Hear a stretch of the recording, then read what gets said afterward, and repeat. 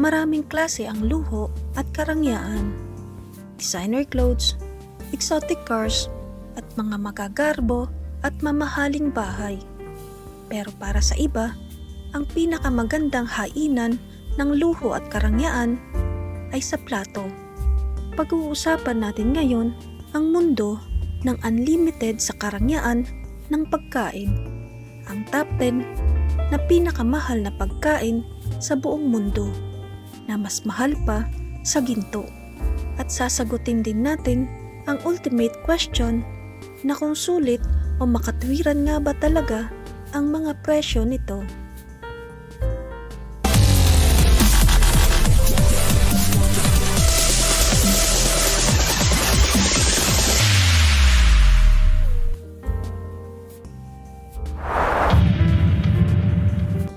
Gusto nyo bang makarinig ng nakakagulat?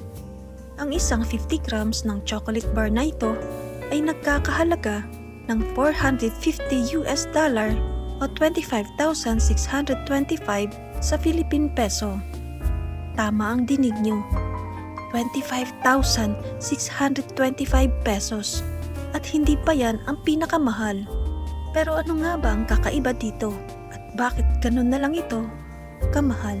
Ang TOAC chocolate ang itinuturing na most expensive chocolate in the world. Ang tsokolate nito ay galing sa bihirang uri ng native cacao tree sa Ecuador na kilala sa tawag na nasyonal, ang uri ng puno ng kakao na minsang pinaniwalaang nawala na hanggang sa makadiskubre ulit at na-verify ang genetics nito ng mga founder ng TOAC. Ang bawat bar ng mga chocolates nito ay galing sa purong nasyonal. Maaaring ang iba sa inyo ay hindi pa nakakarinig ng tungkol sa mga aged chocolates. Ang TOAC ang nanguna sa ganitong teknik na kadalasang ginagamit sa whiskey at winemaking. Ang unique barrel aging process na ito ang nagbibigay ng naiibang lasa at aroma ng tsokolate. Dagdag pa sa pagiging espesyal nito ay ang work of art na packaging nito. Ang presyo nito ay depende sa pagiging espesyal nito, tulad ng isang 50 grams na Art Series Edition na naipagbili sa halagang $450 o 25,625 sa Philippine peso, at ang kanilang 10 years old na Masters Series Enriquez Tuardo na nagkakahalaga ng $490 o 28,536 sa Philippine peso. Kung makatwiran nga ba ang presyo? Para sa mga afford at mahihilig sa chocolate, nagbibigay ito ng kakaibang karanasan. Pero para sa mga hindi komportable na gumugol ng libu-libong halaga para sa isang chocolate bar, syempre hindi yon makatwiran. Ang luxury price nito ay para sa mga naghahanap ng bukod tangi at high-end na culinary experience.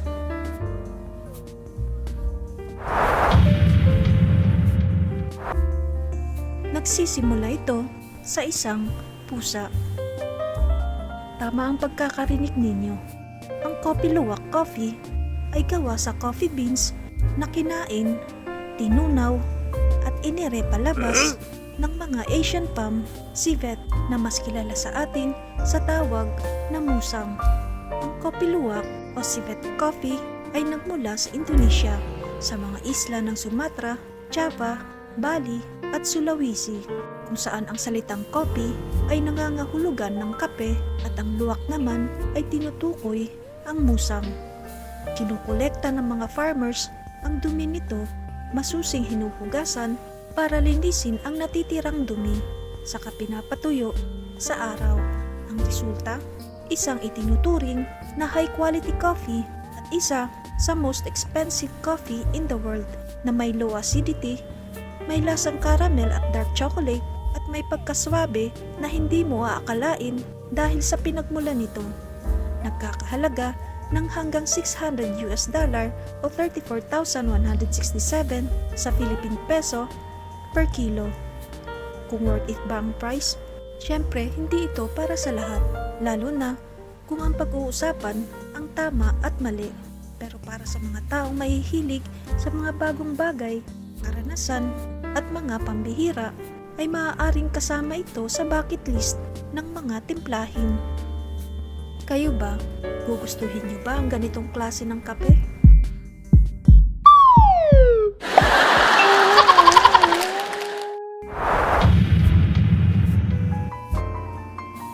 Ang Wagyu ay tumutukoy sa isang lahi ng baka sa Japan, habang ang Kobe naman ay isang partikular na uri ng karne ng Wagyu.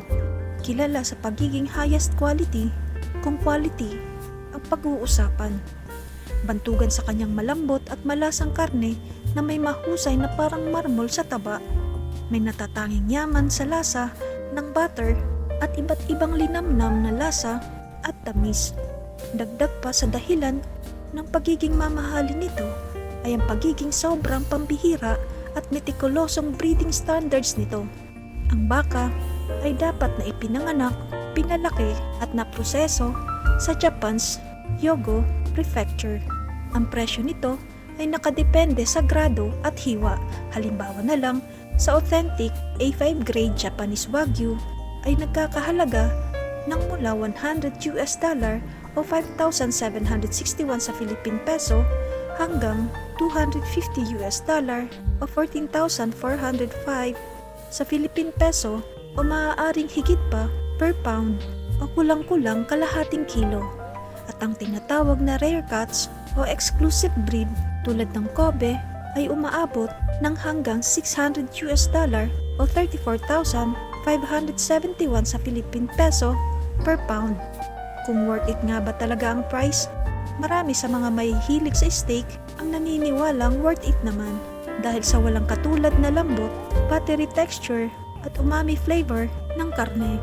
Magkagayunman, nakadepende pa rin ang halaga nito sa kanya-kanyang panlasa at budget.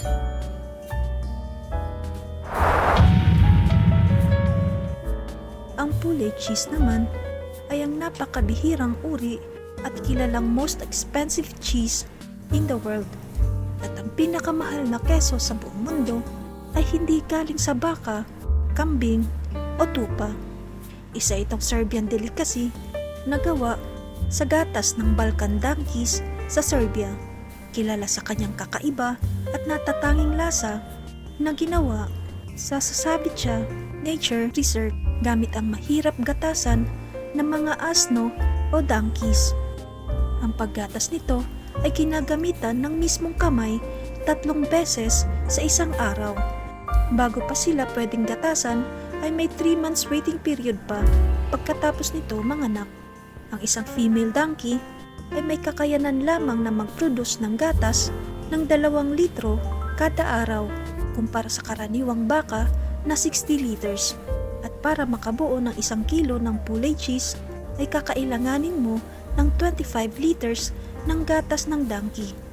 Limited lang din ang volume ng production nito dahil maliit lang ang populasyon ng Balkan donkeys sa farm. Ang resulta naman ng matrabahong proseso na ito ay isang banayad, malutong pero creamy na may pinong tamis at complex flavor. Nagkakahalaga ng hanggang $1,300 o 74,241 sa Philippine peso per pound. Kung worth it ba talaga ang price? Para sa mga food collectors, sa mga mahihilig magbigay ng mamahaling regalo o yung mga bumibili ng nakabase sa exclusivity at rarity, walang duda na isa itong premier status symbol. Pero para sa mga budget conscious na buyer, hindi ito practical na bilhin.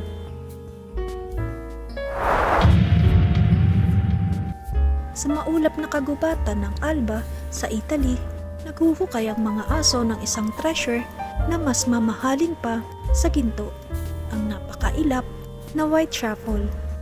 Ang white truffle ay isang halamang singaw o mushroom ng tuber magnetum species. Hindi tulad ng black truffles, ang white truffle ay hindi pwedeng sakahin, panapanahon lang, napakahirap palakihin at gumugugol ng maraming taon para pagyamanin. Kakailanganin ng partikular na klima at maraming oak trees para lumaki, kaya madalas ito nakikita sa kakahuyan. Pero sa kabila ng mga kondisyong ito, hindi pa rin garantisado ang paglaki nito at aabot ng hanggang 6 na taon bago pa makapag-ani. Mabilis lang din itong malanta, kaya pagkahukay nito, agad din nababawasan ang lasa at aroma nito, kaya dapat maibiyahe at maipagbili agad in less than 36 hours. Kilala sa pagiging maselan, mapuputing ugat at intense na aroma nito na parang bawang at keso na lalong nagpapasarap sa anumang ulam. Nagkakahalaga ng hanggang $4,000 o 227,786 sa Philippine peso per pound. Kung worth it nga ba ang price? Kung ang habol nyo ay natatanging karanasan sa panlasa, ayon sa karamihan, pwede pa kayo makahanap ng ibang alternatibo na mas sulit sa presyo. Pero kung mahilig kayo sa food adventure, rarity at exclusivity, yan ang pangakong may pagkakaloob ng white truffle.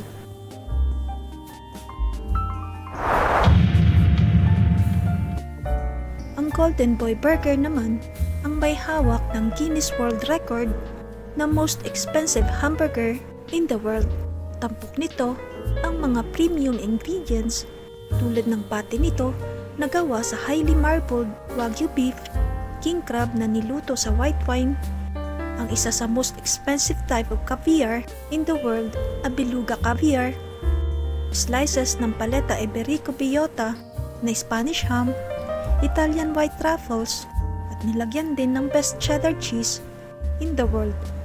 Ang ban nito ay gawa sa dough na nilubog sa Dom Perignon champagne na isang prestigious na vintage champagne at binalutan ng 24 karat na gold leaf. May kasamang barbecue sauce na gawa sa Macallan single malt whiskey, Kopi Luwak coffee at ng smoked duck egg mayonnaise. May champagne buttered onion rings para sa dagdag na lutong at lasa. May pickles na gawa sa tiger tomatoes at cucumber pickled sa Japanese matcha tea. Ang resulta, isang perfect balance ng buttery Wagyu fat, may alat na sambulat ng caviar at lutong ng 24 karat na gold leaf. Isang klase ng burger na hindi mo lang basta kinakain, sinicelebrate din. Kung gusto mo pa nga, samahan mo na rin ng media. Ang burger ay brainchild ni Chef Robert Jan de Veen sa restaurant nitong De Daltons sa Netherlands. Sa layunin nitong gumawa ng positive impact sa panahon ng pandemic sa pamamagitan ng pagdodonate ng proceeds nito sa charity. Sa kasalukuyan, kung gusto nyo makatikim, kailangan nyo mag-order ng 2 weeks in advance para sa mga special ingredients at preparasyon ng maluho at pamahalin na pagkain na nagkakahalaga ng $6,000 o 342,675 sa Philippine peso. Kung sulit ba sa presyo? Hindi ito para sa isang typical diner dahil isa itong luxury food experience sa halip na pagkain. Pero, ito ang klase ng pagkain na aminin mo man o hindi, ay parang ang sarap tikman. Oh yeah!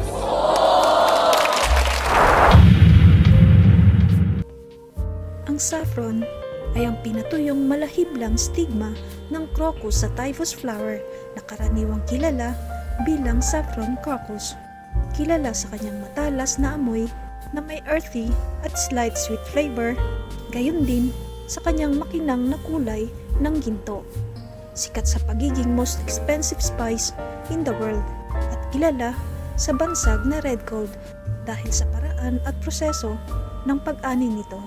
Ang bulaklak nito ay sumisibo lamang sa maikling panahon tuwing taglagas.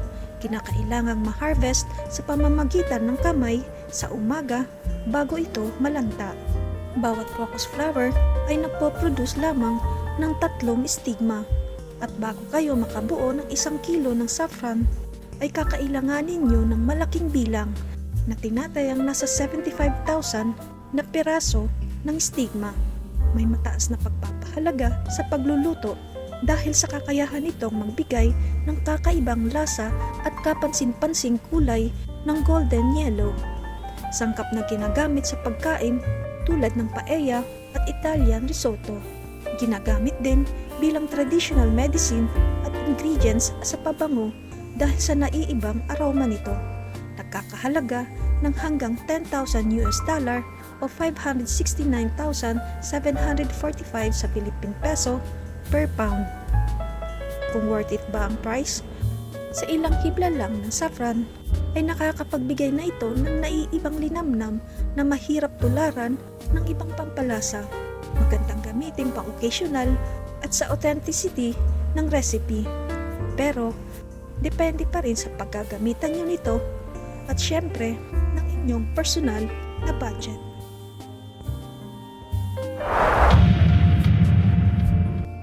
Ang Louis XIII pizza ay isang 8-inch na luxury pizza at itinuturing na most expensive pizza in the world.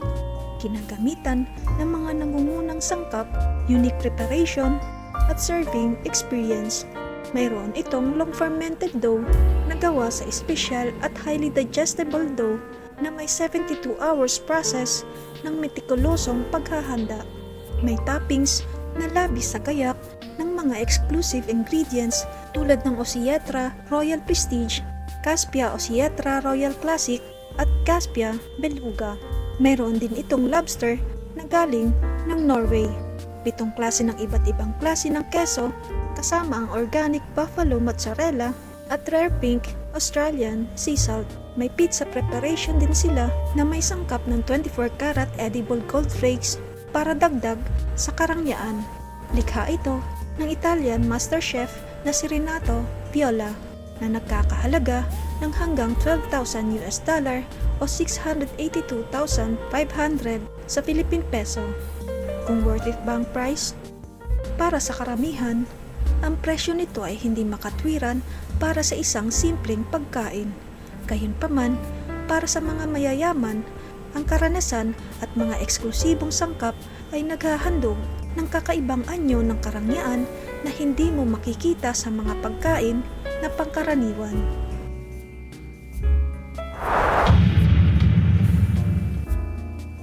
Ang frozen hot chocolate ay isang dessert na ino-offer sa Serendipity Tree sa New York City.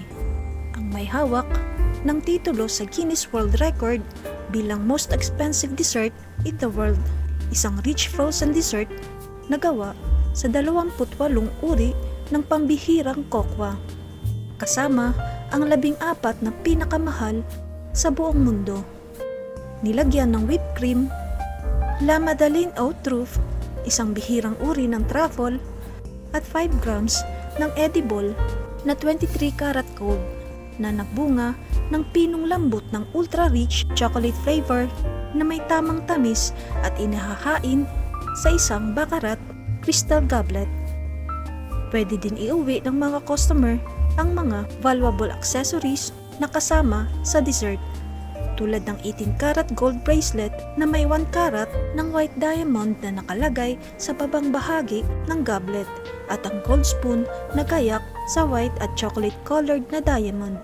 Kasosyo nito sa paggawa ang luxury jeweler na Euphoria New York at nagkakahalaga ng hanggang $25,000 o 1.4 million sa Philippine peso.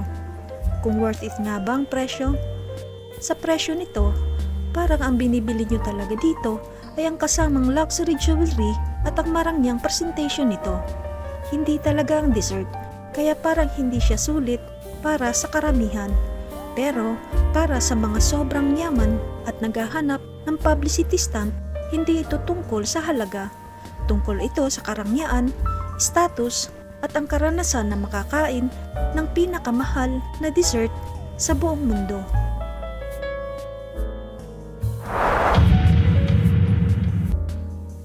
Ang Almas Caviar ay isang pambihira at namumukod-tangi na mamahaling pagkain. Ginawa mula sa itlog ng albino beluga sturgeon na pangunahing natatagpuan sa Iranian waters ng Caspian Sea. Ang lugar na kilalang tahanan ng mga beluga sturgeon. Pagtugan sa kanyang katangi-tanging mapusyaw na ginto, translucent at malaperlas na kulay. Kilala din ito sa pagiging creamy, nutty flavor, smooth at silky texture. Ang Almas Caviar ay gawa lamang sa albino beluga sturgeon ang napakapambihirang uri ng species. Tinatayang mayroon lamang isang albino sa bawat 6,000 ng beluga sturgeon at makakapag-harvest lamang ng itlog ng albino beluga sturgeon kapag ito ay nasa pagitan ng 60 at 100 years old. Dahil sa kakapusan ng klase ng isda at sa mahabang panahon bago mag-mature ang mga ito, kakaunti lamang almas caviar ang available sa buong mundo kada taon. Tinatayang mayroon lamang 10 kilo ang na-harvest kada taon. Ang luxury status nito ay mas pinahusay pa kung minsan ng special packaging tulad ng 24 karat gold na lagayan. Nagkakahalaga ng hanggang $34,000 o 1.9 million sa Philippine peso per kilo. Mayroon din namang nabibiling mas maliit dito para sa mga di-afford ang 1 kilo, tulad na lang ng isang 30 gram na maaari mong mabili sa halagang $389 o 22,208 sa Philippine peso. Kung worth it ba ang presyo? Depende ito sa pinapahalagahan na panlasa at pananaw ng tao. Maaaring nakakaakit sa mga individual na pinahahalagahan ang exclusivity at luxury, kung saan ang pera ay hindi problema. Para naman sa iba, ito ay nagsisilbing simbolo ng katayuan para sa mga may sobra-sobrang yaman, at ang presyo nito ay ukol lamang sa exclusivity at luxury kaysa sa isang pagkain na pinapahalagahan para sa lasa nito. Bumibili ang mga tao ng mararangyang pagkain para sa kombinasyon ng kaluguran, kalidad at pagkakakilanlan, para sa mas mataas na uri ng karanasan, kasiyahan at ng pakiramdam ng personal o panlipunan na kaibahan. Gayunpaman, hindi lahat ng mamahalin ay garantisado na ikatutuwa ninyo.